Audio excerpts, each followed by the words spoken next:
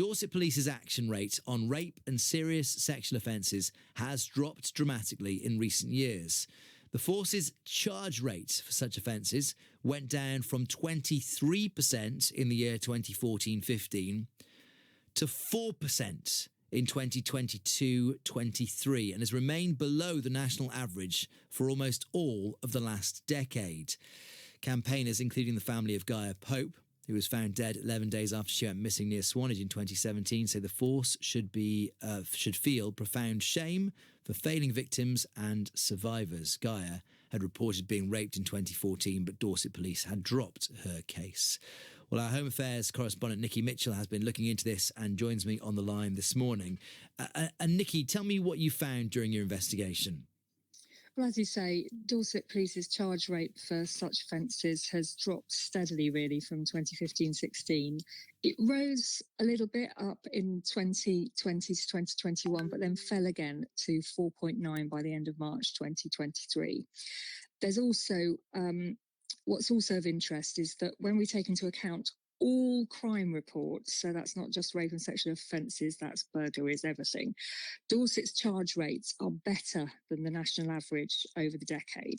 But when it comes to offences of rape and other sexual offences, the force hangs almost consistently below average. And why does this matter? Well, it's because having a rape case dropped is highly traumatic for victims. But it also means, of course, potential rapists and sex offenders don't get caught and can go on to attack other people.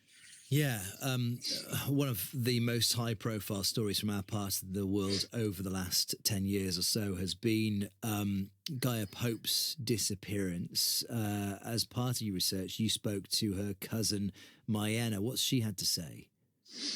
Well, yeah, of course, Swanage teenager Gaia Pope, who was found to have died from hypothermia in 2017, days after she went missing. She reported she'd been raped, as you say, when she was 16, but Dorset Police failed to charge her alleged attacker, and she was subsequently diagnosed with post-traumatic stress disorder. It caused her great distress.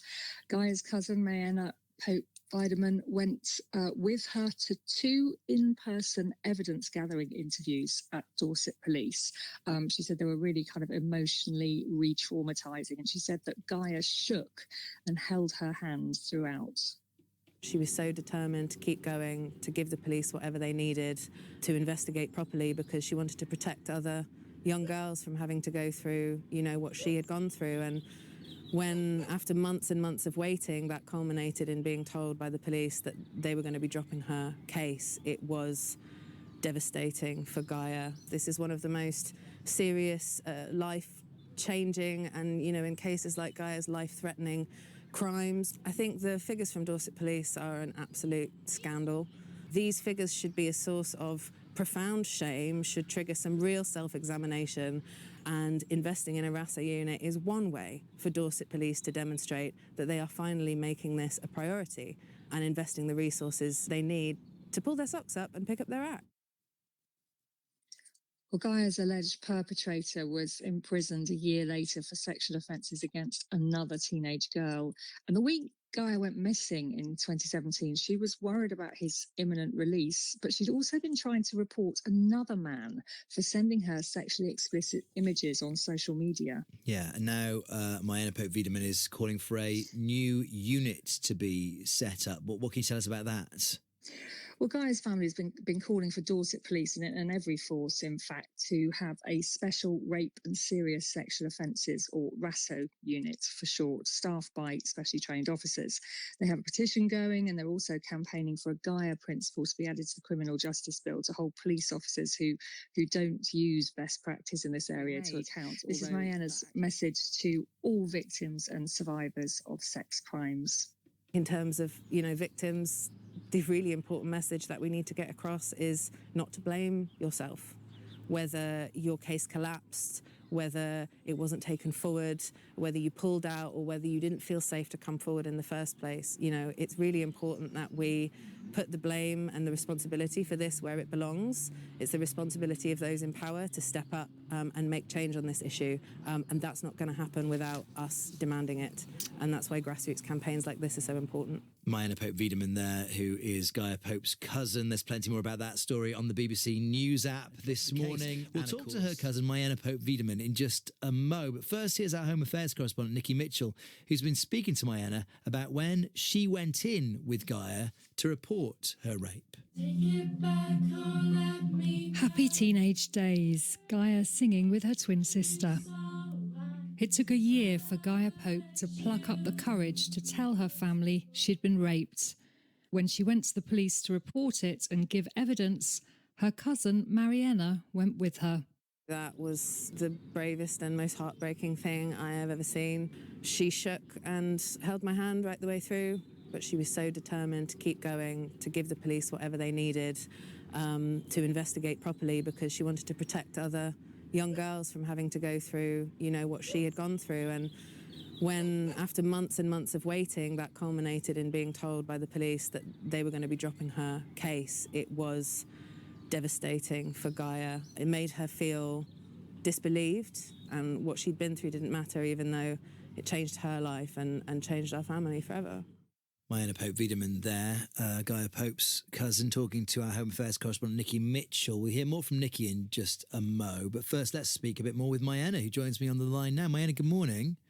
Good morning. Thank you so much for having me. No, I appreciate you being there. Your reaction then to these statistics. So a drop in charge rates of about 80% over a 10-year period.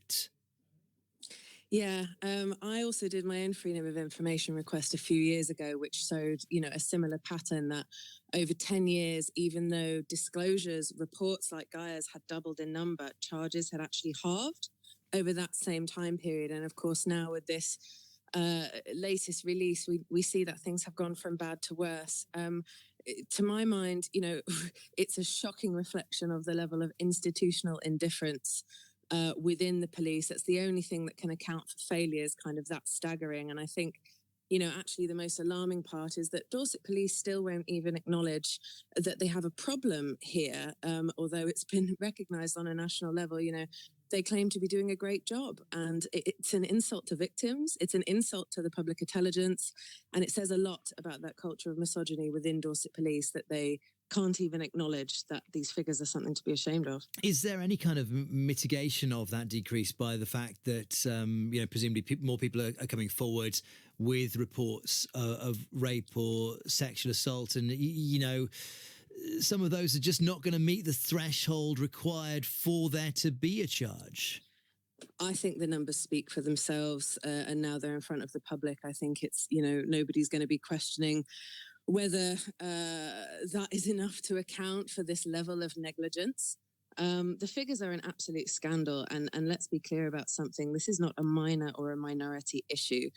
This is the most commonly reported category of crime in Dorset, and it's a crime that can have life-changing and, in cases like Gaia's, deadly consequences. So when we look at these figures, they're tantamount to the decriminalisation of abuse. They're deplorable, and they cut to the heart of why public confidence in the police is at an all-time low right now. We're going to hear what Dorset Police have had to say about these figures being disclosed in just a mo. One of the things you're campaigning for, Maya, is something called a RASO unit, a Rape and Serious Sexual Offences Unit. Probably best explain what that is, this kind of group of specially trained officers, as I understand it. What difference would that make? That's exactly right. It's a group of specially trained officers, and investing in a unit like this would be one step for Dorset Police to take to show that they are making this issue a priority, finally. And a step that independent experts have long called on every police force in the country to make. The force claims that they don't need one. They say that all of their officers are specially trained. And it breaks my heart, honestly, every time I hear that line, because on the day Gaia went missing, she was calling the police to confirm an appointment that she had already made with them to report another instance of online harassment. They had lost her records, lost track of the appointment, accused her of talking rubbish, and the officer hung up on her.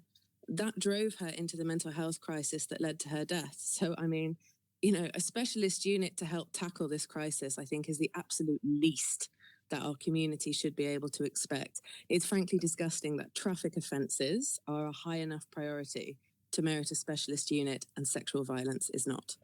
The kind of received narrative these days is that police forces up and down the country are struggling with finances. And presumably, if there were to be a RASO unit, that would come at a cost to Dorset Police. The money would have to come from somewhere else. Is there any sense here, Marienna, that the problem is with central government funding for local forces? Well, I'm glad you raised the issue of money, because I think Dorset Police has some very difficult questions to answer in this area. The force is actually costing Dorset more money now than ever before. It was 83 million or something like that from local pockets, from local people. They've invested in this huge new headquarters for themselves and are refusing to disclose, despite repeated requests from journalists, how much it's actually costing. And I think, we're hearing a lot about the impact of the cuts, but what we need to be hearing more about is the question of institutional misogyny. The Casey Review, of course, recently found that the Metropolitan Police in London are to be institutionally sexist and misogynistic. But this is a national problem, and it's long past time that we started talking about the role that plays. Since the year Gaia reported her rape, at least one woman has been raped and 2 murdered in Dorset following logged safeguarding failures by the force. And it's not just perpetrators in the community who are not being held to account. The fact is that more than 40 Dorset police officers have been reported for crimes, including domestic abuse, sexual harassment and rape. And the majority of these have not even been formally disciplined at work, let alone convicted. This is the conversation that's in the public interest that we have.